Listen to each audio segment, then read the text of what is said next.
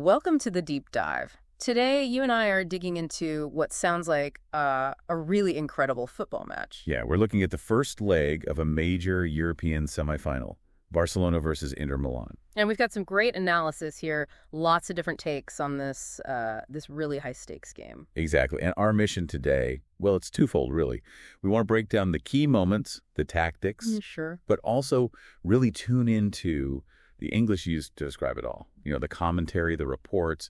It's a great way for you to pick up football language. Absolutely. Think of it as boosting your football vocabulary while we relive the drama and just hearing the first impressions. Wow, 3-3 final score. Yeah, and phrases like six-goal thriller, rip-roaring, even match for the ages. Okay, rip-roaring, that immediately tells you it was exciting, fast-paced. Definitely. It suggests nonstop action.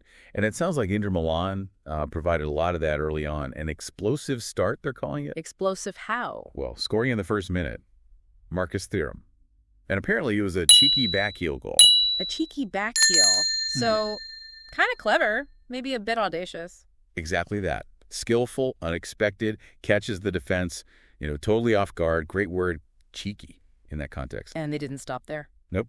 Made it 2-0, 21st minute, I think. Denzel Dumfries this time. Described as an acrobatic volley from a corner. Wow, an acrobatic volley. So spectacular, difficult technique. Right. And you can imagine 2 goals down that early at home. It must have really stunned the Barcelona crowd. Yes, stunned is the word. Definitely not what they planned. It certainly wasn't in the script for them. That's a useful idiom. You hear it a lot. In the script just means, what was expected or supposed to happen. Okay, so 2-0 down, crowd stunned. Sounds like a tough spot for Barcelona. How did they respond? Well, the reports say they twice battled back, showed some real fight. Okay, battled back, so they didn't just roll over. Not at all. And the fight back was apparently sparked by this electrifying young player, Lamine Yamal. Ah, Yamal, yes. Heard a lot about him. He scored in the 24th minute, made it 2-1. It's described as a superb strike from inside the box. Superb strike. High-quality finish, then. Yeah, sounds like it. Came after a clever run from the right. One report even calls it a mesmerizing solo goal. Mesmerizing. Okay, so captivating. Held everyone's attention. That's the idea. Like, Inter couldn't deal with his remarkable dribbling and star quality. Really paints a picture, doesn't it? It really does. Sounds like he was a constant threat. Seems so. He apparently went close again, hit the post from close range at one point. Oh, unlucky. And later, hit the woodwork again.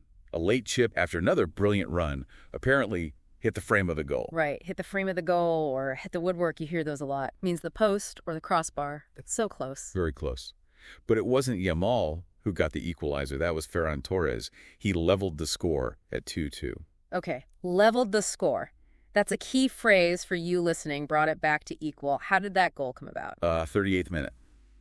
A first-time finish, they call it? Meaning he shot immediately. No extra touches. Exactly. Quick reaction. Came after a brilliant knockdown from Rafinha, following a Pedri cross. Good team goal, sounds like. So 2-2. Barcelona back in it. Momentum shifting. Or so you'd think. Well, yeah. But Inter, they hit back again in the second half. 64th minute, they regained the lead. Regained it. Dumfries again, his second goal. This time, a header from another corner. Another corner. Wow. That points to something specific tactically. It really does. Highlights the importance of set pieces, corners, free kicks. Inter scored from their first 2 corners, apparently with almost identical deliveries. That's clinical. Very clinical. So 3-2 to Inter. Yeah. But was that it? Not even close. The lead lasted like a minute.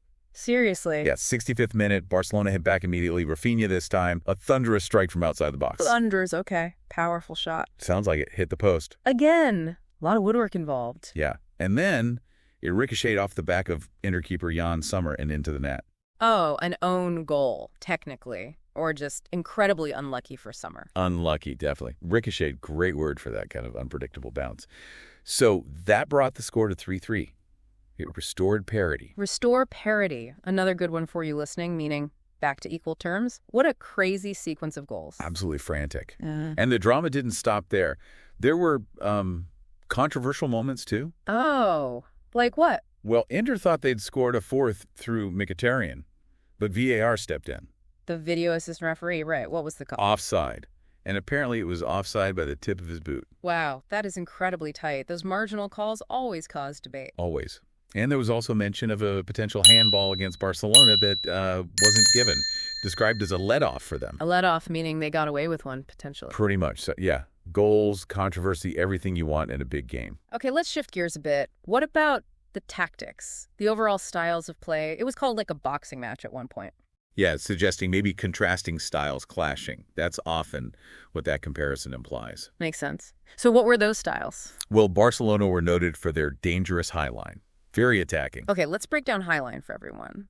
That's when the defenders push way up the pitch, right? Closer to the halfway line. Exactly. It's risky. It compresses the space, helps win the ball back high up, but it leaves a lot of space behind them if the opponent breaks through. Which sounds like maybe happened. It seems their highline tactics also expose their defensive weaknesses. I mean, conceding 3 goals at home. Yeah, not ideal. And there were comments about them being out-jumped and out-muscled on those corners Inter scored from. So, vulnerability there. Okay, so Barca attacking but vulnerable. What about Inter? Inter were praised for being clinical with their finishing. Clinical finishing, meaning they took their chances really efficiently, didn't need many opportunities to score. Precisely.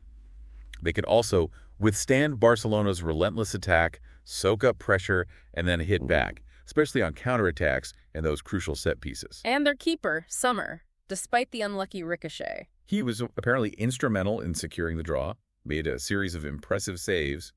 Instrumental, meaning he played a really crucial part. Interesting. Experience seemed to be a factor, too. Yeah, Inter were noted as the oldest squad left in the competition.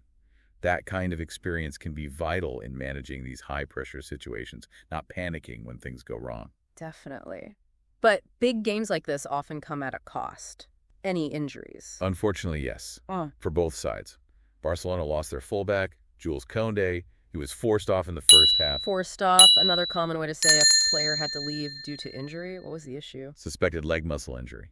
A blow for them. And for Inter? They had issues too. Yeah. Star striker Lautaro Martínez couldn't come back out for the second half. Hamstring problem, apparently. Ouch. Losing your main striker is huge. It is. And they already lost defender Benjamin Pavard to an ankle injury before this game, I believe. Right. So knocks piling up. Right. Let's touch on what the managers and players said. Any interesting quotes? Yeah, a few. Rafinha, for Barcelona, felt they should have managed to earn a better result at home, which you'd expect. Sure, a draw isn't ideal in the home leg. But he also acknowledged Inter were strong and said Barca stayed calm after going 2-0 down and tried to impose our plan. Impose our plan, meaning stick to their strategy, play their own game. Good insight. And Dumfries, Inter's 2-goal hero, said they played with heart and were proud. Simple but effective. Shows the effort involved. What about the managers? Barca's manager admitted the goals they conceded weren't pretty. A nice understatement, maybe, but he praised the team's style and way of playing overall. Didn't seem too downbeat publicly. Focused on the process, perhaps. Maybe. And the Inter coach, he was full of praise for Yamal, calling him a phenomenon. Wow, high praise from the opposition coach. Yeah, said he was really enthusiastic about how hard his team worked to contain him. Admits they had to give him special attention. Enthusiastic, just showing his strong positive feeling about his team's effort there. So wrapping this up, what a match. 6 goals, lead changes all over the place, individual brilliance, tactical battles. Absolutely. And the English used to describe it really captures that drama, you know? Strong adjectives, vivid verbs. It's a fantastic resource if you're learning English through football. We've hit on so many terms: high line, set pieces, offside. Action words like battled back, unleashed, leveled, regained, ricocheted. And idioms like in the script, forced off, hit the frame of the goal. Paying attention to how these are used really brings the commentary to life, doesn't it? It really does. And that final score, 3-3. Well, it leaves everything to play for in the second leg in Milan. That's the perfect phrase, leaves everything to play for. It means the tie is wide open, nothing's decided yet. Exactly. Both teams have strengths, but also clear weaknesses they need to address before that next game. Which brings us to a final thought for you, the listener. Given all those goals as defensive issues we talked about, what changes do you think the managers might make for the second leg? How might they adjust? Yeah, and maybe think about how the language might shift, too. Will be described as cagier, more defensive, or another thriller. Something to chew on until next time. Your passion for the game can make learning English, well, not just easier, but actually fun. Which is key, isn't it? Enjoyment. Exactly. And it's fascinating how, our brains work. When you're genuinely into something like, say, the latest transfer gossip or a really nail-biting match, your brain is just much more open to taking in new information. Yeah. It's not like forcing yourself through, I don't know, boring grammar exercises. No forced march. It's more like absorbing the language sort of naturally within a context you already get and, importantly, you care about. You're just more likely to notice new words, different ways of phrasing things. It doesn't feel like study, does it? Not at all. It's just keeping up with a sport you love. Exactly. Look, if you're finding this deep dive helpful and you want to keep exploring this whole connection between football and learning English, there's something really simple but really important you can do for us. That's right. Please don't forget to hit that like button and subscribe to the channel. And it keeps us motivated, honestly, to keep bringing you more content that mixes your love for football with ways to actually improve your English. Exactly. By subscribing, you'll get those daily updates. Football news, real English, fun content, all designed to help you get better. So yeah, make sure you don't miss out. See you in the next one.